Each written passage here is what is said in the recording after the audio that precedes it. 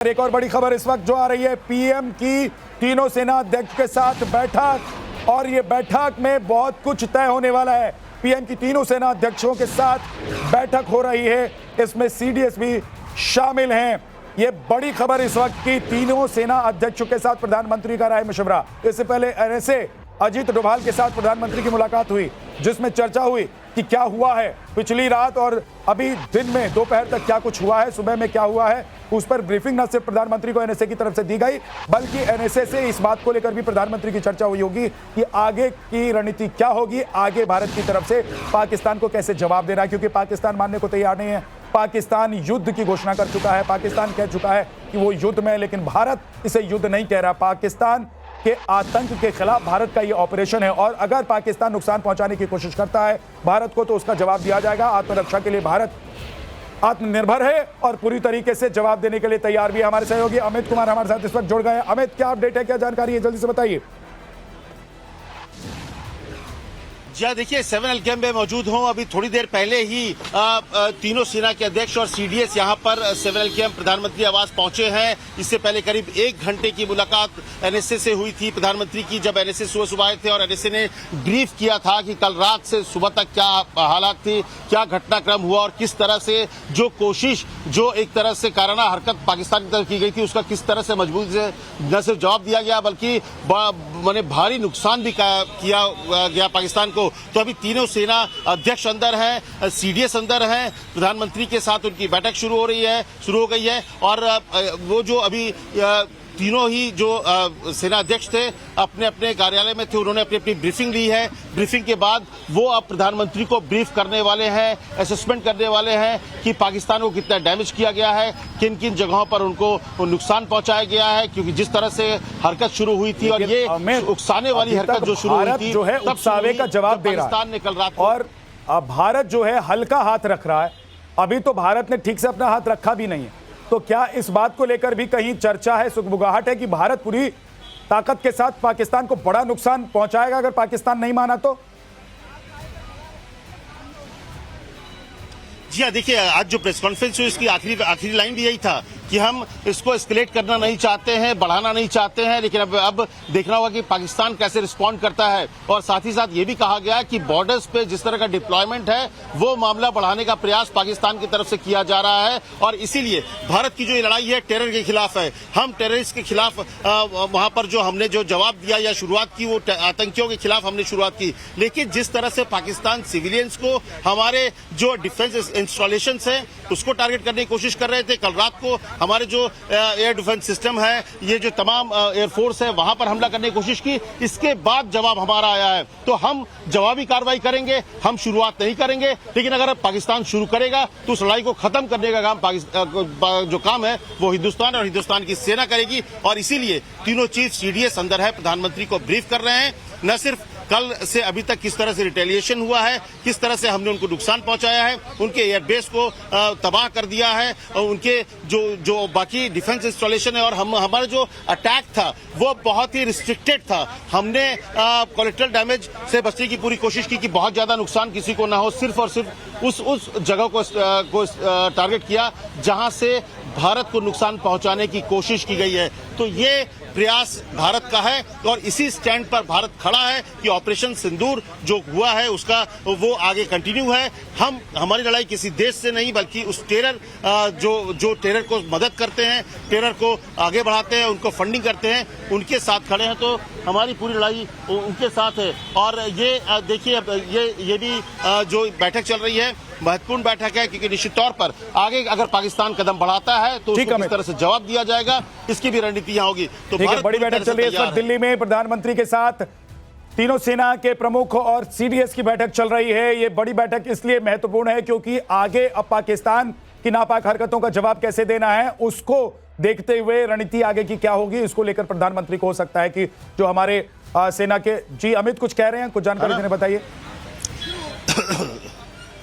बोलिए अमित, बोलिए। देखिए, रक्षा मंत्री राजनाथ सिंह भी यहाँ पहुंच चुके हैं। या रक्षा मंत्री राजनाथ सिंह भी यहां पहुंच चुके हैं इस बैठक में, यानी कि बड़ी बैठक हो रही है। राजनाथ सिंह इससे पहले सीडीएस से मिले थे, सीडीएस ने राजनाथ सिंह को ब्रीफ किया था उनके घर पर। तीनों सेना ने अपने अपने जो एक तरह से असेसमेंट और उनकी तैयारियों को पूरी जानकारी ली। अब इसके पहले एनएसए यहां बैठे थे, तो अब जाके राजनाथ सिंह, तीनों सेनाध्यक्ष, सीडीएस यहां पर मौजूद हैं, यानी कि पूरी तैयारी, पूरा असेसमेंट का दौर चल रहा है और पूरी रणनीति पर हो रहा है कि किस तरह से एक बार फिर, अब तक जब पाकिस्तान ने हमको ड्रोन के जरिए या फिर पिछली रात मिसाइल्स, एयरक्राफ्ट के जरिए नुकसान पहुंचाने की कोशिश की, तो उसका जवाब उसी के अंदाज में दिया गया। भारत ने भी मिसाइल का इस्तेमाल किया, अपने जेट का इस्तेमाल किया, फाइटर प्लेन का इस्तेमाल किया और वहां पर वो चोट की जहां से वो शुरुआत करते हैं भारत के खिलाफ जंग की। तो यानी कि आज जो बैठक चल रही है उसमें जो तमाम इंस्टॉलेशंस हैं, कि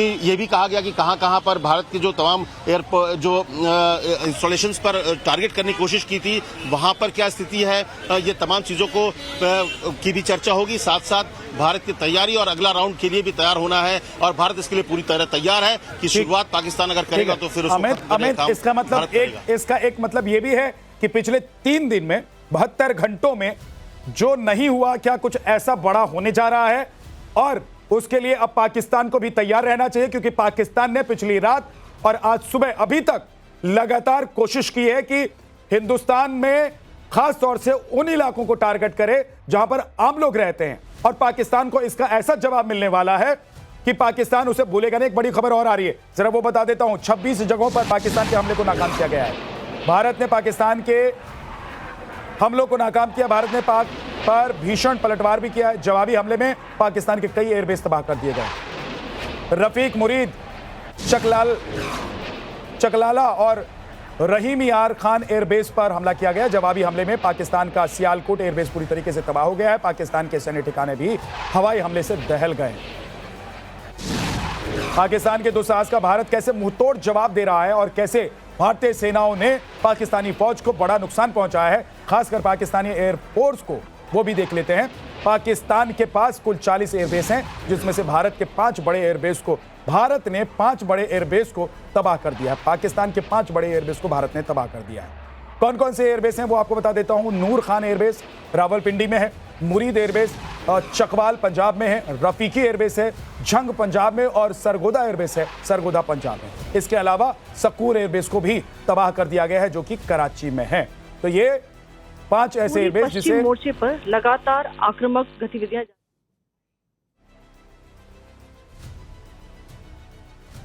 सेना ने पूरी पश्चिम मोर्चे पर लगातार आक्रामक गतिविधियां जारी रखी। उसमें UCAV drone, long range weapons, loitering munitions और लड़ाकू विमानों का उपयोग कर भारतीय सैन्य ढांचे को निशाना बनाया। नियंत्रण रेखा पर भी ड्रोन घुसपैठ और भारी कैलिबर हथियारों से गोलाबारी की। अंतर्राष्ट्रीय सीमा और एलओसी पर श्रीनगर से नलिया तक 26 से अधिक स्थानों पर हवाई घुसपैठ के प्रयास किए गए। भारतीय सशस्त्र बलों ने अधिकांश खतरों को सफलतापूर्वक निष्क्रिय किया। फिर भी वायु सेना स्टेशनों पर उधमपुर, पठानकोट, आदमपुर और भुज बठिंडा स्टेशन, इन सब पर उपकरण व पर्सनल्स को हानि पहुंचाई। एक निंदनीय और अनप्रोफेशनल एक्ट के तहत पाकिस्तान ने श्रीनगर, अवंतीपुर और उधमपुर के वायु सेना अड्डों पर चिकित्सा केंद्र और स्कूल परिसर को निशाना भी बनाया, जिससे उसके द्वारा सिविल इंफ्रास्ट्रक्चर पर हमला करने की गैर जिम्मेदाराना प्रवृत्ति फिर उजागर हुई। नियंत्रण रेखा पर पाकिस्तान ने ड्रोन घुसपैठ और भारी तोपखाना गोलाबारी के कई प्रयास किए। कुपवाड़ा, बारामूला, पुंछ, राजौरी और अखनूर सेक्टर्स में तोप, मोर्टार एवं हल्के हथियारों से भीषण गोलाबारी जारी रही। भारतीय सेना ने प्रभावी व तुलनात्मक प्रत्युत्तर देते हुए पाक सेना को काफी क्षति पहुंचाई। पाकिस्तान सेना के अग्रिम क्षेत्रों में सैनिकों की डिप्लॉयमेंट बढ़ती दिख रही है, जो स्थिति को और भड़काने की मंशा दर्शाती है। भारतीय सशस्त्र बल पूर्ण परिचालन तत्परता की स्थिति में है। अभी तक सभी शत्रुतापूर्ण कार्रवाइयों का प्रभावी ढंग से सामना कर उपयुक्त जवाब दिया गया है। भारतीय सशस्त्र बल दोहराते हैं कि वे तनाव वृद्धि नहीं चाहते, बशर्ते पाकिस्तान भी ऐसा ही व्यवहार करे।